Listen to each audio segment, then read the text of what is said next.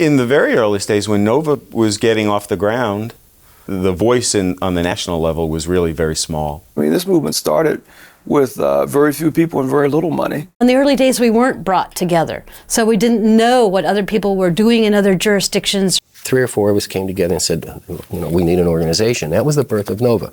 The National Organization for Victims Assistance was just wonderful, talking to me on the phone and giving me information and talking me through different things. I think that was critical, us being brought together under the umbrella of NOVA to talk and to learn.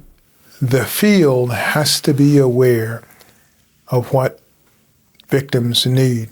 NOVA was there saying, wait a minute, how do we get these people who are down in the trenches together? How do we get them to talk to each other, cry together? How do we get the support to them? And they were there early, and they never went away. One of the great stories of those early years was in 1980 when NOVA decided to change National Forgotten Victims Week to National Victim Rights Week. One of the things we did at the same time was to say, well, now we've changed the name, what exactly are those rights? So we came up with a list of 7 basic rights. Marlene just outworked everybody else and outthought everybody else. And as a result, by 1982, the President's Task Force coming into being, she just rolled up her sleeves and kept pulling off these all-nighters to produce papers for Lois Harrington, the chair, and for others, and established the reputation that NOVA, I think, still holds on to, being the professional voice in the field as well as a visionary in the field. John Stein and Marlene Young were incredibly helpful. We realized that we needed to hear from victims of crime. So we went around the country and had hearings. And the hearings weren't the only place we heard from. We'd have breakfast with them. We'd have lunch with victims. We'd have dinners with victims when we were out on the road. We never stopped listening to their stories. I don't believe VOCA would have ever gotten off the ground if it were not for NOVA. Maybe it's the idea of NOVA as much as it is the organization. But that to me is something I keep coming back to. I mean, that seems to be home base for a lot of things that have happened. NOVA really was the greatest catalyst in America, at least, for victims and victims' rights. I mean, not only did it continue to work for the people working for victims, the victim advocates themselves, but it also did represent the voice of a new profession. And people know they have to live up to those standards, and NOVA has made it someplace that we all kind of say, hey, you've got to get with the program. You can't just go out and do these things.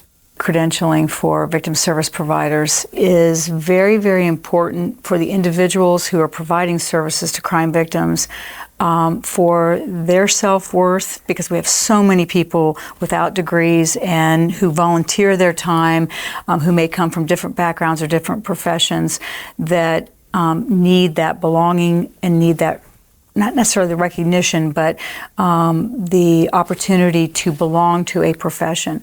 In services, I think there was a huge turning point when NOVA was helpful in developing the whole idea of crisis response. NOVA was able to distribute and send 700 volunteers to New York in the aftermath of the terrorist attacks on September 11th. As a result of that, we produced this video which documents that whole effort. One of the critics said it would be like fighting a forest fire with a squirt gun for us to send victim advocates into New York City. Well, they were wrong, and they were wrong for 2 reasons. One, because they underestimated the model, and people just had no idea the dogged determination that would be played out by people wearing blue shirts with NOVA on the front of them at the World Trade Center site and in Pennsylvania and at the Pentagon. I think that the effort of many, many people has just been incredible, and the thousands and thousands of people's lives that have been touched by the crisis responders around this country. Their response to that will not be written down in probably a lot of history books, but there are thousands of people that responded there for NOVA that have that memory and know who they served and the work that they did, and they were incredible. We were so lucky to have so many wonderful people around this country to do that. Sometimes I look and say, how have we all sustained that level of passion for all of these years? And I think we've sustained it through Nova, certainly through connections with each other. There was a stigma at one point, I think, in helping crime victims, because this was a topic nobody else wanted to deal with. So when those of us who did work with crime victims, be it child abuse or domestic violence, a sexual assault, or just homicide, or whatever it might be, it was wonderful to connect with people who were doing the same thing that you were doing, who had the same frustrations and the same joys.